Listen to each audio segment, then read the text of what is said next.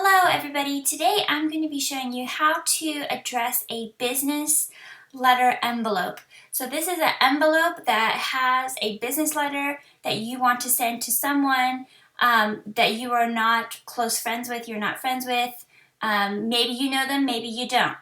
Okay, so let's get started.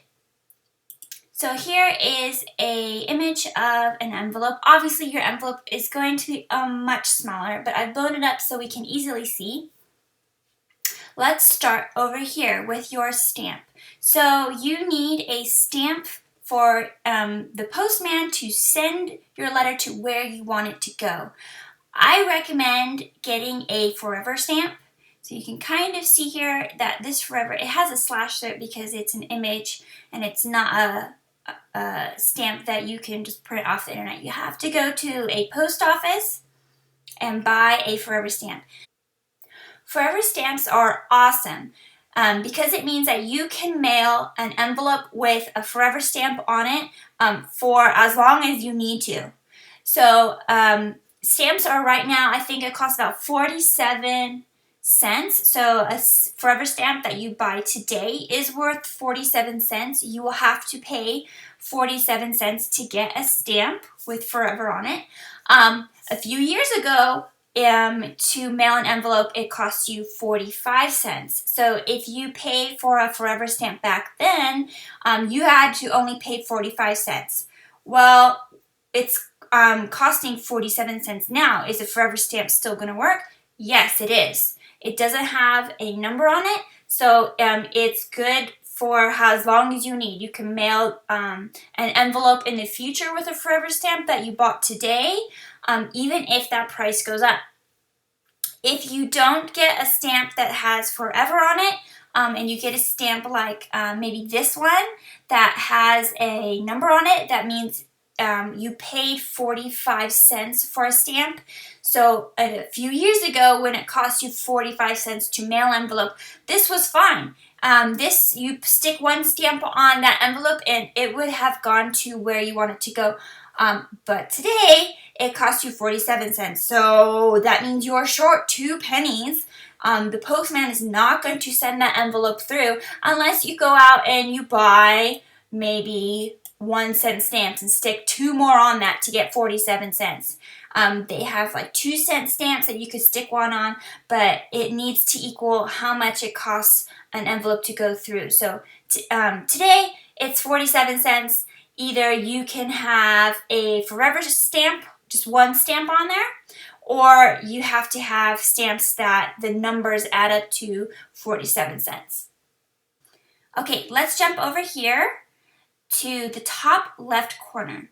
We're going to write this generally in smaller print than what you will write in the middle. This top left corner is called your return address. So this is if the person receiving your envelope has moved or your address is wrong, it gets to someone where they have no clue who you are, they can write, please return to sender, which means it will come back to this address you write in the top left corner. So this is where you want to write your information. So the top line is going to be your name, first and last name, and when you're writing on envelopes, you want to write in pen, not pencil, because if it's rainy, if the weather is not good, pencil will erase really easily, so you want to write in pen, blue or black ink pen. Okay, so you're going to write your first and last name. The second address is your home address, so your street address. So your house number and your street name. Okay, so I'm going to just leave it like this. If you live in an apartment, you're also going to have a third line where you write APT and then your apartment number, whatever. Okay. If you don't live in an apartment, if you live in a house, you're not going to have anything on this line. So you can actually just get rid of it. Okay? The last line is going to be your town name and the state abbreviation and the zip code. So if you live in Los Angeles, the city Los Angeles, comma, add a comma after your city name, then put your state abbreviation. You can spell it out, but state abbreviation works just as well. So if I live in California in Los Angeles, put CA for the state, and then I'm going to put at least a 5-digit zip code. Okay, if you know the extra digits, you can put it, there's a dash and then a few more digits. You don't need that though. As long as you put the 5-digit zip code, the post office knows where you are. Okay, and that's your return address. Now let's move on to our recipient, where we want this to go. Since we are writing a business letter, we're going to have a couple more lines in our envelope than just a friendly letter that's just going to go to a friend or a family member that you know. Okay, for a business envelope, you are going to write the business name, so whatever that is. So I can just do like PetSmart Company, or whatever business you want it to go to. If you're writing to a university, you would write out the university name,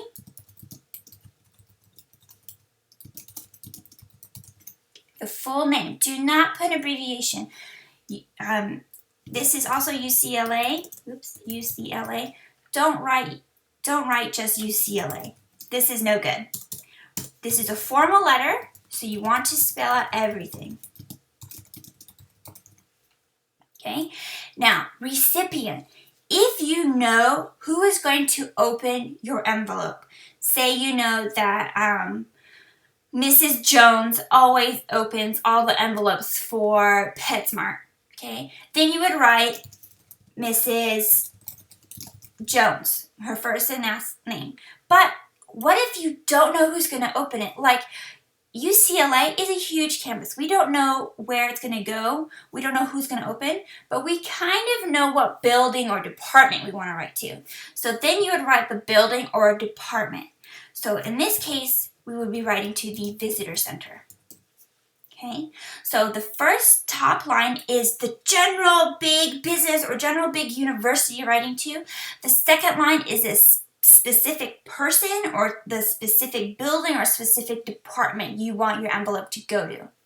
Okay, and then everything else is the same. We're going to put the street address, which is the building number and the street this visitor center building is sitting on.